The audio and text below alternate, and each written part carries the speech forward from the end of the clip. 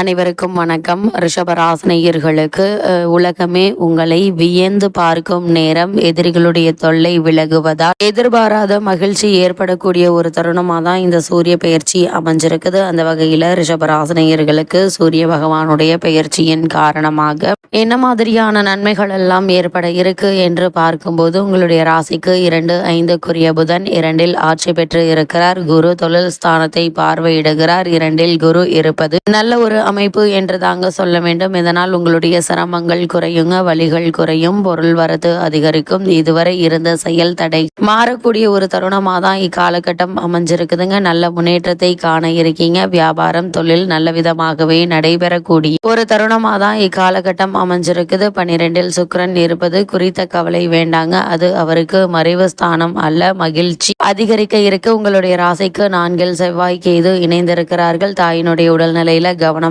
இருங்க. சொத்துக்களில் வில்லங்கம் இல்லாமல் பார்த்து கொள்ளுங்க. அதே போல சொத்துக்கள் வாங்கும் போதும் விற்கும் போதும் கவனமாக இருப்பது அவசியம். செவ்வாய் சனி பார்வை தொடர்பு கடைசி நேரத்தில் உங்களுடைய சிந்தனை மாற்றி தவறான முடிவெடுக்க வைத்து விடுங்க. உங்களுடைய நினைப்புக்கு மாறாக செயல் நடக்கும். பெற்றோர்களுடன் மன வருத்தம் ஏற்படலாம். வீடு மாற்றம் இடமாற்றம் ஆகியவை உண்டாவதற்கான வாய்ப்புகள் நிறைந்த ஒரு தருணமாக தான் இக்காலகட்டம் அமைஞ்சிருக்குது என்பதை கிரகங்களுடைய சஞ்சார நிலைகள் தெளிவாகவும் உறுதியாகவும் எடுத்து காட்டுதுங்க. அதே போல் பூர்வீக சொத்து சம்பந்தமான வழக்குகள் இருந்துச்சு அப்படின்னா அந்த வழக்குகள்ல சாதகமான தீர்ப்பை எதிர்பார்க்கலாங்க. உறவினர்களால் ஏற்பட்டு வந்த மன சங்கடங்கள் நீங்கி நல்ல ஒரு முன்னேற்றம் ஏற்படக்கூடிய ஒரு தருணமாக தான் இந்த சூரிய பயிற்சி அமைகிறது. அந்த வகையில் ரிஷபராசினியர்களுக்கு சூரிய பயிற்சி நிகழக்கூடிய தருணங்கள்ல கிரக நிலைகளின் ரீதியாக கூறப்படும் பரிகாரம் என்ன என்று பார்க்கும்போது, சனிக்கிழமை பெருமாள் கோவிலுக்கும் ஆஞ்சநேயர் கோவிலுக்கும் சென்று நல்லெண்ணெய் தீபம் ஏற்றி வைங்க. எண்ணற்ற நன்மைகள் உங்களுடைய வாழ்வில் ஏற்படும் என்பதை கிரக நிலைகள் மீண்டும் மீண்டும் அறிவுறுத்தது.